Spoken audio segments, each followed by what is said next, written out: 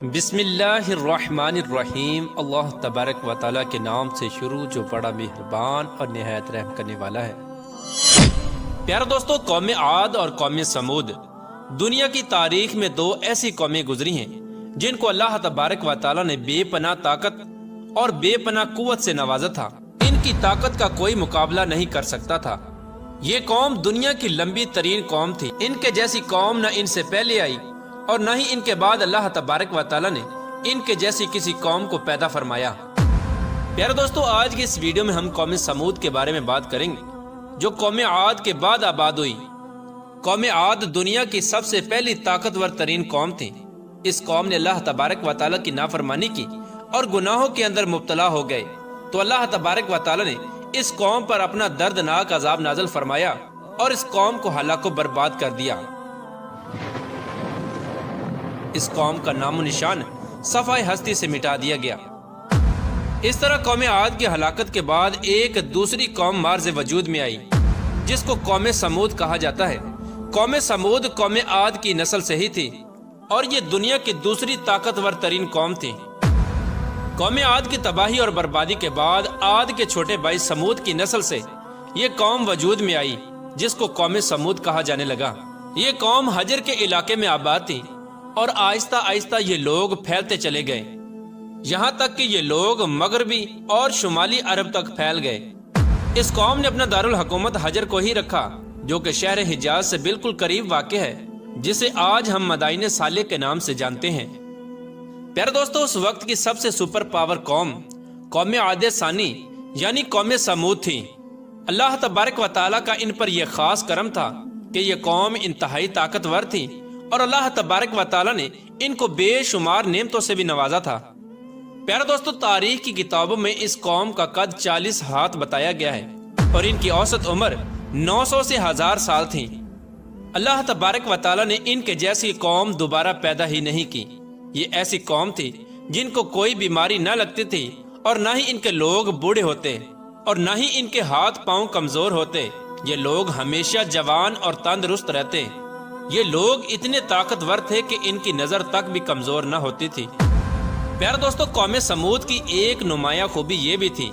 کہ اگر قوم سمود کا کوئی مرد اپنی عورت کے ساتھ ایک مرتبہ ہم بستری کر لیتا تو وہ عورت ایک ہی بار میں حاملہ ہو جاتی۔ یہی وہ خوبی تھی جس کی وجہ سے یہ قوم عاد کی تباہی کے بعد قوم سمود کے نام سے ابری اور جلد ہی دنیا کے اندر اپنا اثر و رسوخ پیدا کر لیا۔ ایسی شاندار قوم جس قوم کو اللہ تبارک و تعالیٰ نے بے پناہ طاقت اور بے شمار نعمتوں سے نوازا تھا، لیکن اس کے باوجود بھی اس قوم نے کون سا ایسا گناہ کیا جس کی وجہ سے اللہ تبارک و تعالیٰ نے اس قوم پر اپنا دردناک عذاب نازل فرمایا اور اس قوم کو صفحہ ہستی سے مٹا دیا اور اس قوم کو رہتی دنیا کے لیے عبرت کا نشان بنا دیا۔ پیارے دوستو، اس قوم کے گھروں کو آج بھی اللہ تبارک و تعالیٰ نے نشان عبرت کے طور پر باقی رکھا ہے۔ یہ قوم بڑے بڑے پہاڑوں میں رہنے کی شوقین تھی۔ یہ لوگ بڑے بڑے پہاڑوں کو تراش کر اس کے اندر اپنے خوبصورت محلات بنایا کرتے تھے اور اسی کے اندر زندگی بسر کیا کرتے تھے۔ اللہ تبارک و تعالیٰ نے قوم سمود کو بہت کچھ عطا فرمایا تھا۔ سرسبز باغات، میٹھے پانی کی نہریں اور پتھریلی زمین پر ہر قسم کے پھل۔ اس قوم کے عالی شان محلات اتنے خوبصورت تھے کہ صرف دور دراز سے لوگ ان کے عالی شان محلات کو دیکھنے کے لیے آیا کرتے تھے۔ پیارے دوستو، قوم سمود اپنے عالی شان محلات اور سرسبز و شاداب باغات اور خوبصورت مرغزاروں اور نعمتوں کی فراوانی کی وجہ سے یہ قوم غرور اور تکبر میں آ گئی اور سرکشی کے نشے میں دھت ہو کر اللہ تبارک و تعالیٰ کی نافرمانیاں کرنے لگے اور اللہ تبارک و تعالیٰ کی وحدانیت کو چھوڑ کر اپنے ہاتھوں سے تراشے ہوئے بتوں کی پوجا کرنے لگے۔ اور یہ بات بھی بھلا بیٹھے کہ کچھ عرصہ پہلے اللہ تبارک و تعالیٰ نے انہی کی قوم پر انہی گناہوں کی وجہ سے اپنا دردناک عذاب نازل فرمایا تھا اور اس قوم کو صفحہ ہستی سے مٹا دیا تھا۔ پیارے دوستو، اس دنیا کی طاقتور اور بدبخت قوم کی طرف اللہ تبارک و تعالیٰ نے اپنے پیارے نبی حضرت صالح علیہ السلام کو مبعوث فرمایا تھا۔ چنانچہ حضرت صالح علیہ السلام نے اللہ تبارک و تعالیٰ کے حکم کے مطابق اس قوم کو بت پرستی سے منع کیا اور اللہ تبارک و تعالیٰ کی وحدانیت کی طرف بلایا اور ایک سچے خدا کی عبادت کرنے کا حکم دیا۔ لیکن قوم کے سرداروں نے حضرت صالح علیہ السلام کو جھوٹا ثابت کرنے کے لیے ان سے معجزہ طلب کر لیا۔ اس قوم کے سردار حضرت صالح علیہ السلام سے کہنے لگے کہ آج تک جو بھی نبی آیا وہ اپنے ساتھ کوئی نہ کوئی معجزہ لے کر آیا، اگر تم اللہ تبارک و تعالیٰ کے سچے نبی ہو تو ہم کو معجزہ دکھاؤ۔ چنانچہ حضرت صالح علیہ السلام نے اس قوم کے سرداروں سے پوچھا کہ آپ لوگ کون سا معجزہ چاہتے ہو؟ تو اس وقت اس قوم کے سردار کہنے لگے، یہ جو سامنے چٹان ہے اس میں سے ایک ایسی اونٹنی نکل کر آئے جو گابن ہو اور آتے ہی بچے کو جنم دے دے، اور وہ ہم سب کے لیے دودھ دے، اور وہ دنیا کی خوبصورت ترین اونٹنی ہو، اور اس کے ساتھ ساتھ وہ اونٹنی ایسی ہو جس کا کوئی ماں باپ نہ ہو۔ چنانچہ حضرت صالح علیہ السلام نے ان سرداروں کی یہ بات سن کر اللہ تبارک و تعالیٰ کی بارگاہ میں یہ دعا کی، تو ان کے دیکھتے ہی دیکھتے سامنے پہاڑ میں سے ایک خوبصورت حاملہ اونٹنی نکل کر آئی، اور آتے ہی اس اونٹنی نے ایک حسین و جمیل بچے کو جنم دیا۔ اس وقت اس اونٹنی کے تھن دودھ سے بھرے ہوئے تھے، اور اس اونٹنی نے اتنا دودھ دیا کہ سب لوگوں نے پیٹ بھر کر دودھ پی لیا۔ اس کے باوجود بھی دودھ وافر مقدار میں موجود تھا۔ چنانچہ حضرت صالح علیہ السلام کا یہ عظیم الشان معجزہ دیکھ کر وہ تمام قوم اور اس کے سردار لاجواب ہو گئے، اور اس بدبخت قوم کے سردار حضرت صالح علیہ السلام سے کہنے لگے کہ اے صالح علیہ السلام، یہ تو سراسر جادو ہے۔ اس طرح اس قوم کے بدبخت سرداروں نے اور اس قوم نے یہ معجزہ دیکھنے کے باوجود بھی حضرت صالح علیہ السلام پر ایمان لانے سے انکار کر دیا، اور اسی طرح اپنے کفر و شرک پر اڑے رہے۔ چنانچہ اس قوم کے کچھ لوگوں نے حضرت صالح علیہ السلام کی اونٹنی کو نقصان پہنچانے کی کوشش کی، تو حضرت صالح علیہ السلام نے ان لوگوں سے کہا کہ یہ اللہ تبارک و تعالیٰ کی بھیجی ہوئی اونٹنی ہے جو تمہارے لیے ایک معجزہ ہے۔ اب تم اس اونٹنی کو اللہ تبارک و تعالیٰ کی زمین میں چھوڑ دو اور اسے کسی قسم کی تکلیف نہ پہنچانا، ورنہ اللہ تبارک و تعالیٰ کا دردناک عذاب تمہیں پکڑ لے گا۔ معزز ناظرین، اس طرح اللہ تبارک و تعالیٰ کی وہ بھیجی ہوئی اونٹنی اور اس کا بچہ قوم سمود کے کھیتوں میں پورا دن چرتے اور ان کے چشموں کا سارا پانی پی جاتے۔ یہ ماجرا دیکھ کر قوم سمود نے حضرت صالح علیہ السلام کی بارگاہ میں شکایت کی کہ اونٹنی اور اس کا بچہ چشمے کا سارا پانی پی جاتے ہیں اور ہم کو پینے کے لیے پانی نہیں ملتا۔ تو ان کی یہ شکایت سن کر حضرت صالح علیہ السلام نے ان کے لیے دن مقرر کر دیے اور اس طرح اس چشمے کے پانی کو بانٹ دیا۔ ایک دن حضرت صالح علیہ السلام نے اس اونٹنی کے لیے مقرر کر دیا اور دوسرا دن اس چشمے کا پانی قوم سمود کے لیے مقرر ہو گیا۔ پیارے دوستو، جس دن وہ اونٹنی پانی پیتی اس دن وہ دودھ بھی زیادہ دیتی، اور دودھ اتنا ہوتا کہ دن اور رات میں ختم ہی نہ ہوتا۔ جس طرح کہ اللہ تبارک و تعالیٰ قرآن پاک میں اس بات کی طرف اشارہ کرتے ہوئے ارشاد فرماتا ہے، اور حضرت صالح علیہ السلام نے اپنی قوم سے کہا کہ یہ اونٹنی ہے، ایک دن اس کی پانی کی باری ہے اور ایک معین دن تمہاری پانی کی باری ہے، اس کو کوئی تکلیف نہ دینا، ورنہ اللہ تبارک و تعالیٰ کا دردناک عذاب تمہیں پکڑ لے گا۔ پیارے دوستو، اس طرح کچھ ہی دنوں بعد قوم سمود اس اونٹنی سے تانگ آ گئی، کیونکہ جس دن وہ اونٹنی پانی پیتی اس دن ان کو پینے کے لیے پانی نہ ملتا۔ اور ویسے بھی قوم سمود کے سرداروں نے حضرت صالح علیہ السلام کی اس اونٹنی کو ایک جادو قرار دے رکھا تھا۔ خیر، قوم سمود کے ایک طاقتور سردار کی بیوی جس کا نام صدوق تھا، اس عورت کی دو انتہائی خوبصورت اور حسین و جمیل بیٹیاں تھیں، ان کی عمریں 12 اور 14 سال تھیں۔ اس عورت نے حضرت صالح علیہ السلام کے بیٹے کو یہ لالچ دیا کہ اگر تم اپنے گھر میں موجود اونٹنی کو رات کے اندھیرے میں قتل کر دو تو میں اپنی دونوں بیٹیاں انعام کے طور پر تمہیں دے دوں گی۔ چنانچہ حضرت صالح علیہ السلام کی اولاد چونکہ نیک تھی، لہٰذا وہ اس عورت کے اس جال میں نہ پھنسے۔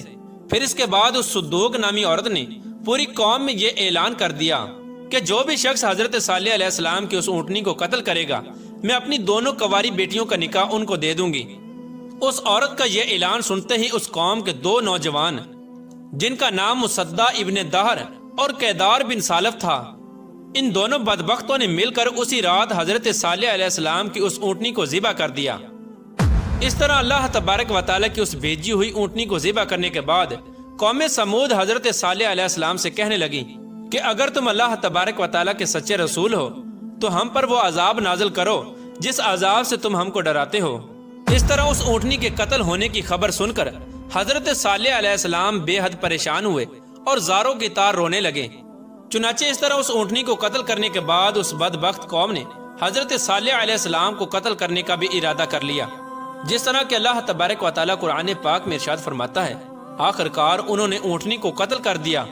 اور اپنے پروردگار کے حکم سے سرکشی کی اور کہنے لگے کہ جس چیز سے تم ہم کو ڈراتے ہو، اگر تم اللہ تبارک و تعالیٰ کے سچے پیغمبر ہو تو اس عذاب کو ہم پر لے آؤ۔ اس طرح جب اس قوم نے اللہ تبارک و تعالیٰ کی بھیجی ہوئی اس اونٹنی کو قتل کر دیا اور اپنی نافرمانی میں حد سے زیادہ بڑھ گئے اور خود ہی اللہ تبارک و تعالیٰ کے عذاب کو طلب کر لیا، تو حضرت صالح علیہ السلام قوم سمود سے کہنے لگے کہ اب اللہ تبارک و تعالیٰ کے دردناک عذاب سے تم لوگوں کو کوئی نہیں بچا سکتا۔ چنانچہ حضرت صالح علیہ السلام کی یہ بات سن کر اس قوم کے 9 بدبخت لوگوں نے یہ ارادہ کیا کہ اب حضرت صالح علیہ السلام کو یقیناً قتل کر دیا جائے۔ چنانچہ یہ 9 افراد ایک پہاڑ کے پیچھے چھپ کر حضرت صالح علیہ السلام کا انتظار کرنے لگے کہ کب حضرت صالح علیہ السلام یہاں سے گزریں اور معاذ اللہ ہم ان کو قتل کر دیں۔ لیکن اللہ تبارک و تعالیٰ کی حکمت ایسی ہوئی کہ اللہ تبارک و تعالیٰ نے اسی رات ان 9 افراد پر پتھروں کی بارش برسا دی، جس کی وجہ سے وہ 9 کے 9 افراد ہلاک ہو گئے، اور صبح پوری قوم کے لوگوں نے ان 9 افراد کی لاشوں کو دیکھا۔ اس طرح اللہ تبارک و تعالیٰ کے دردناک عذاب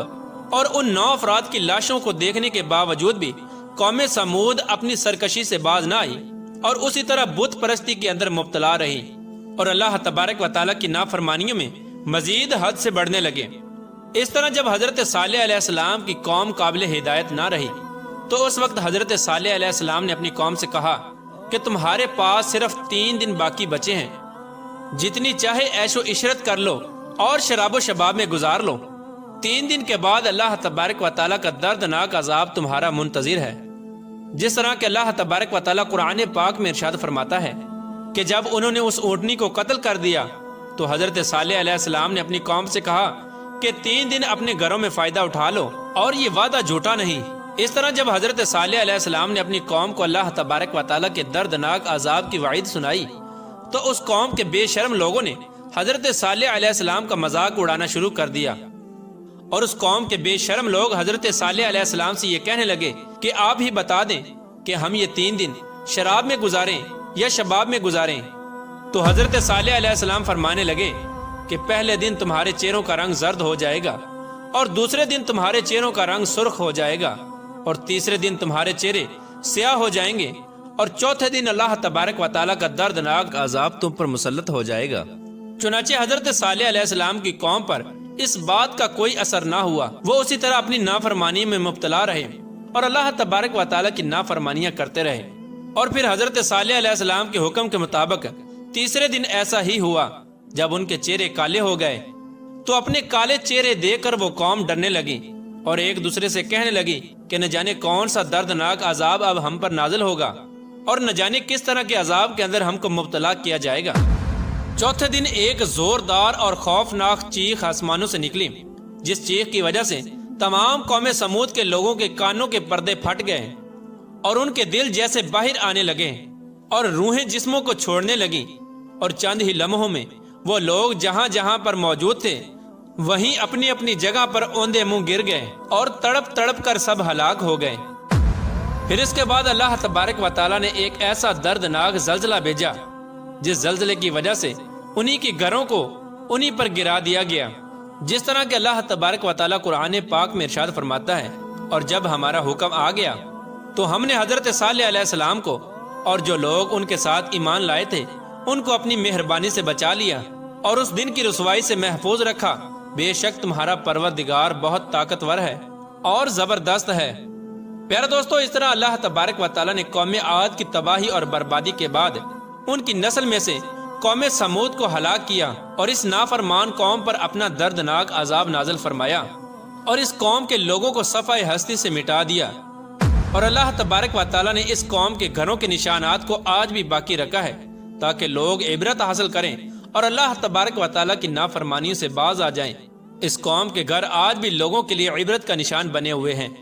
اللہ تبارک و تعالیٰ سے دعا ہے کہ اللہ تبارک و تعالیٰ اپنے حضور عاجزی اور انکساری کے ساتھ زندگی گزارنے کی توفیق عطا فرمائے اور ان تمام گناہوں سے ہمیں بچائے جن گناہوں کے اندر مبتلا ہو کر پہلی قومیں ہلاک ہوئیں۔